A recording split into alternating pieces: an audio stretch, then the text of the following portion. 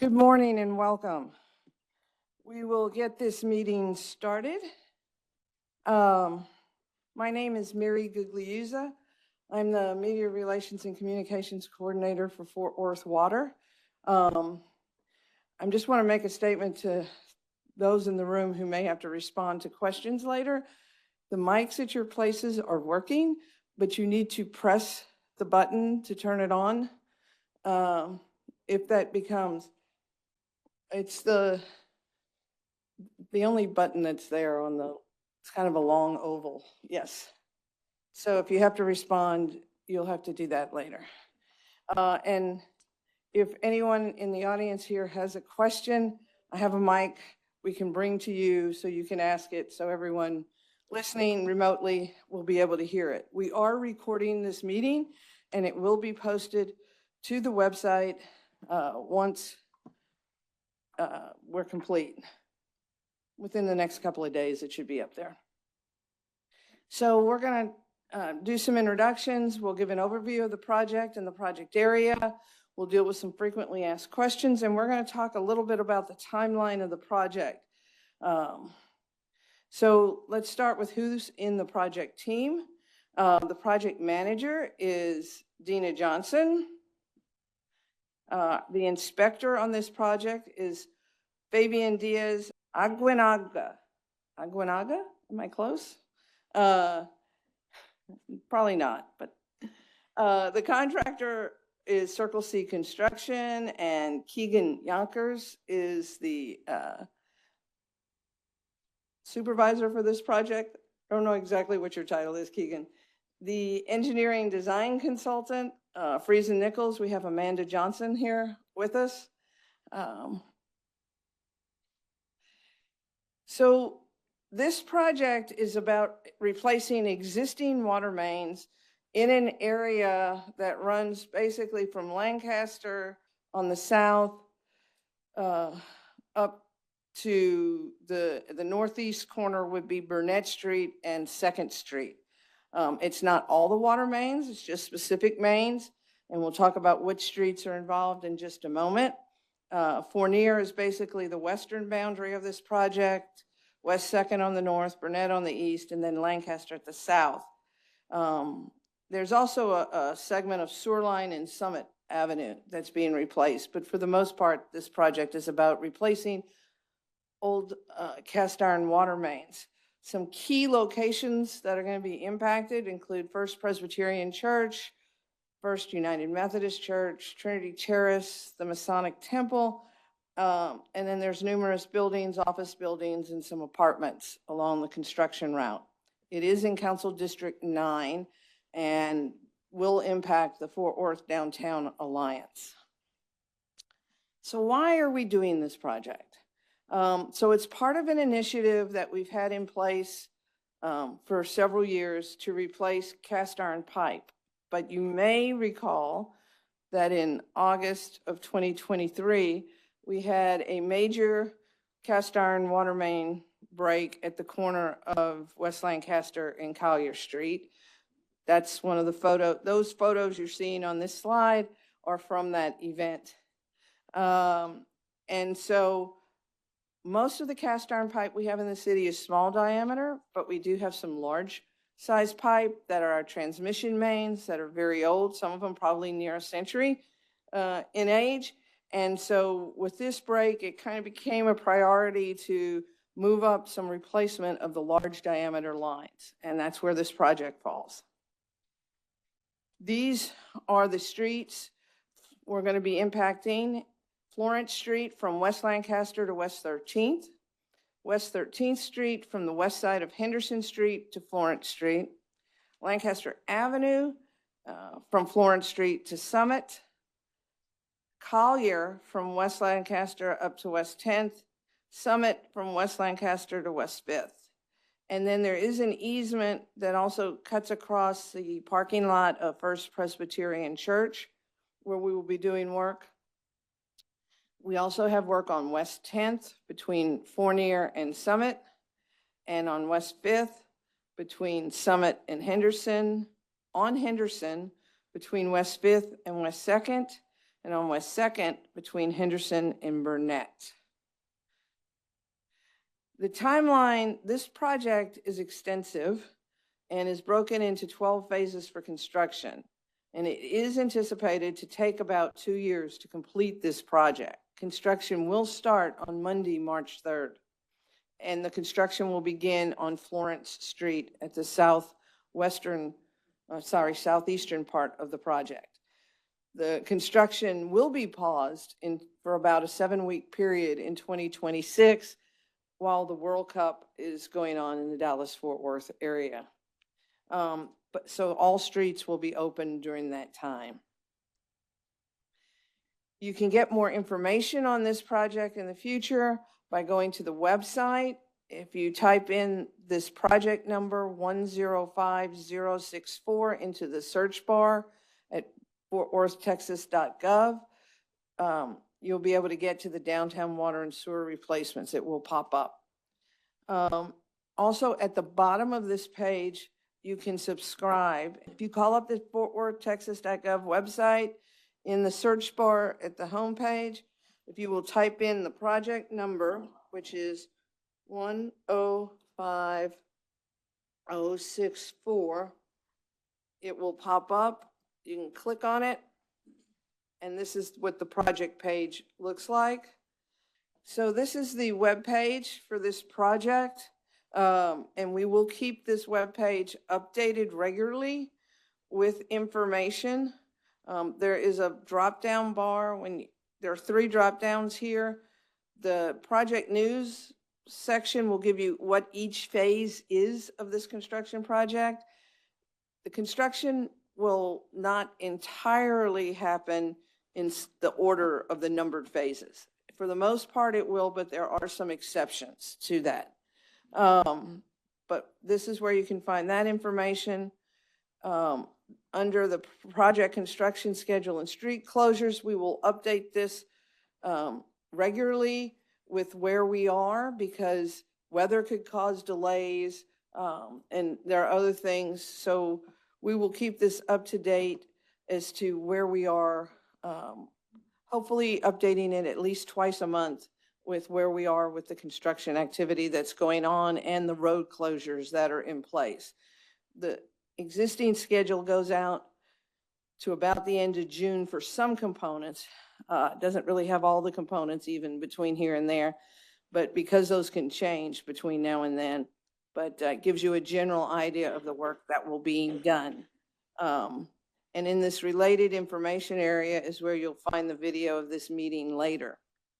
So I encourage everyone to go to the webpage. Also, at the very bottom, that's one thing I want to point out, you can subscribe to this page.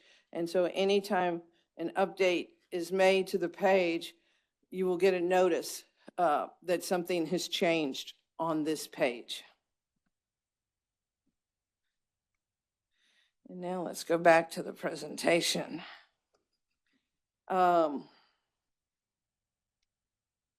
So construction will generally happen between the hours of 7 a.m. and 7 p.m. Monday through Friday.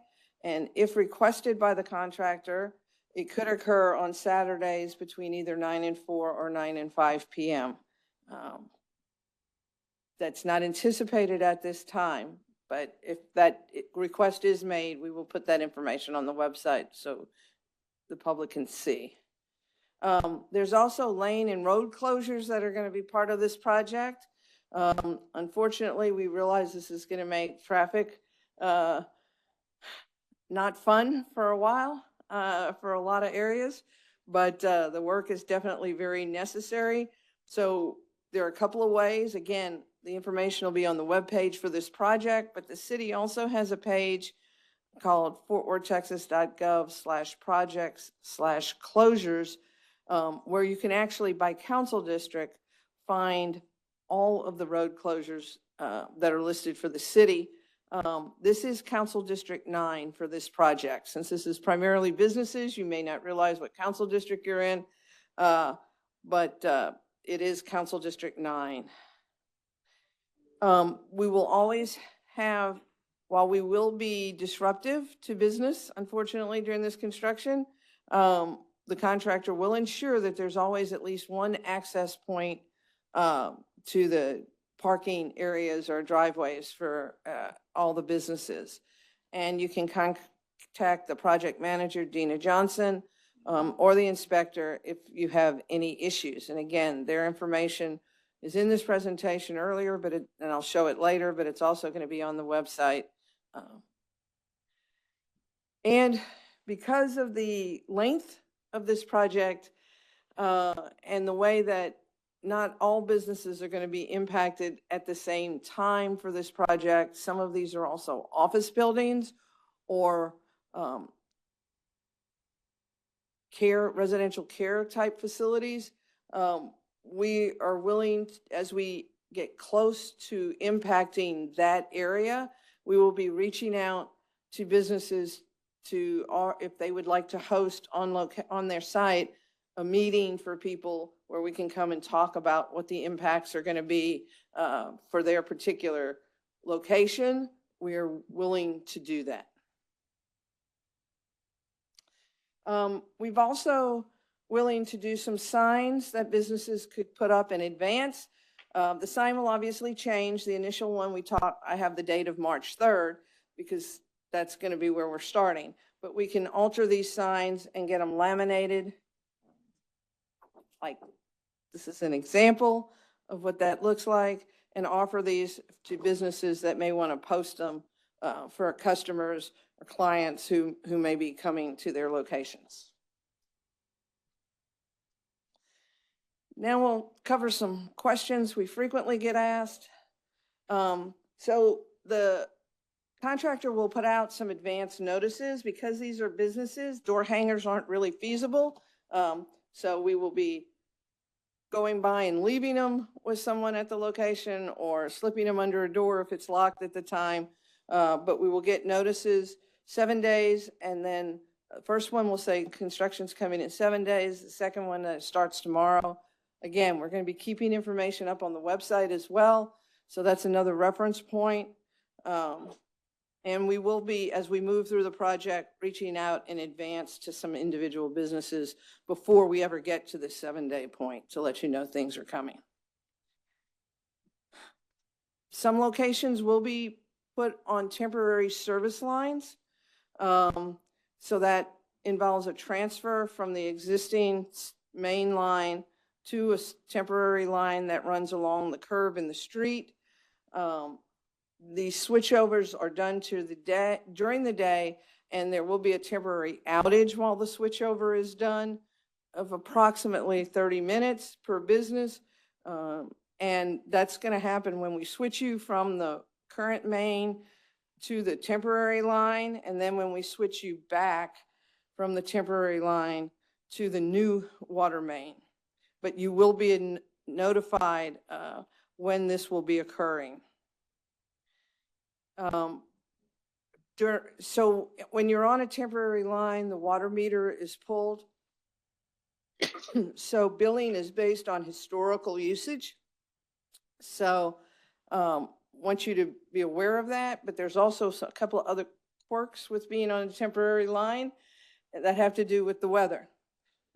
If it's freezing temperatures, water needs to keep running to keep water moving through the temporary line. Because it is above ground, it is more susceptible to freezing. And then secondly, in the summer, that water, if it sits in the temporary line with the sun beating down, sometimes these pipes are metal, but even if they're plastic, they're going to get hot. And so running fresh water through for a little bit will help expel that hotter water. So, and bring in the not so hot, still warm, let me tell you, in the summer, but not so hot water from the water mains. Just a couple of things to know if you're on a temporary service. And if you see water running down the street, that's somewhat part of different phases of the construction project. When new lines go in before we can put them in service, we have to flush those lines and do the line has to pass 2 bacteriological tests before we can put them back in service. So we have to pull samples and We ask that you don't move any cones that we put around the valve sites, and don't park over the cones. Don't run over them, please. And don't try to turn the water off if you see it running. It's important that that fresh water keeps flowing for us to do the sampling. If your irrigation system becomes an issue during construction, the contractor will have to cap it before construction starts. And the owners the contractor may ask them to turn your system on so we can actually see where all the irrigation heads are and flag those. If there is any damage done to the system, the contractor will have to replace and make those repairs. Overall, on your property, if there's damage to construction, we require the contractor to take photos and video in advance of starting in each area. We encourage property owners to do the same and take your own photos and videos. Make sure they're date stamped so that if any issues arise, we have video that we can go back to, and then you will also have video or pictures that you can go back to. So construction's really going to be in the street and easements. We should not need any access to the property, but should that need arise, the contractor will contact you.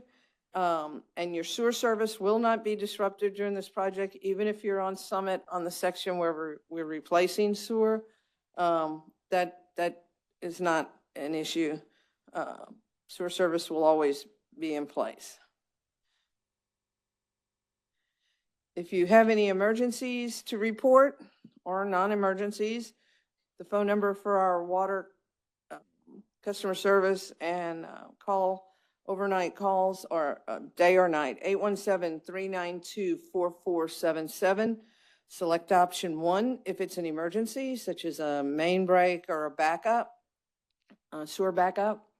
The non-emergency number is also 817-392-4477, but that is only from 7 a.m. to 7 p.m. Monday through Friday, and it is the offices are closed on city holidays. But we do have emergencies. The phone is answered for emergencies 24/7.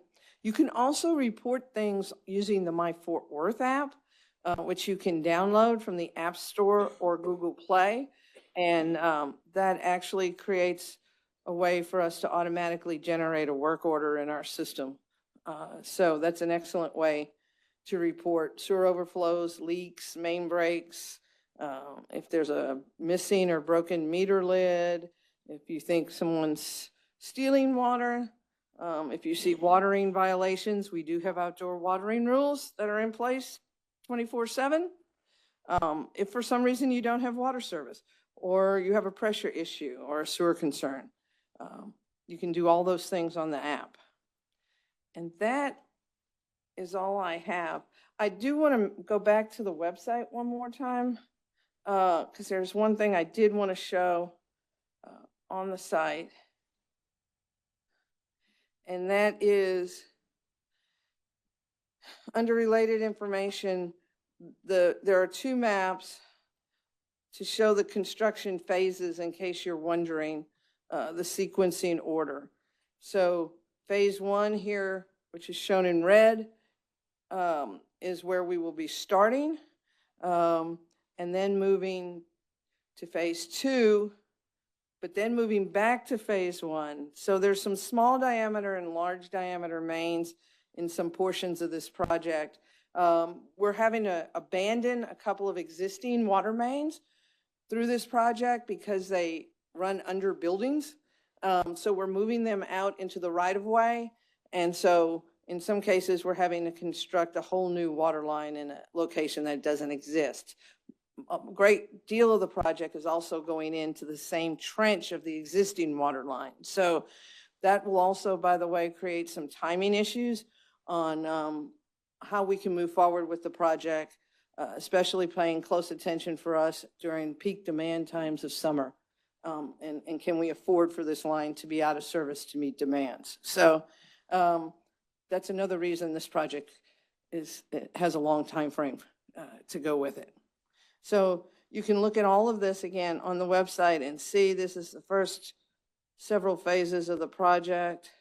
And then the other map shows the next several phases, which are further to the north.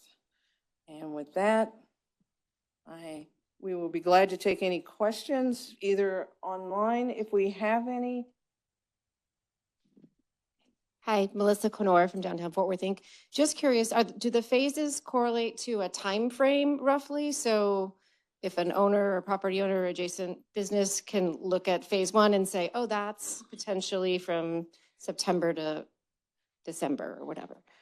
We have some general times for the first 4 phases right now, but because Yeah. we don't have a delay, we're kind of, the contractor's hesitant to go out much beyond that at this point. Okay. I will say that the current time frame for the first 6 months takes us through phases 1, 2, 3, 4, and 6. Okay.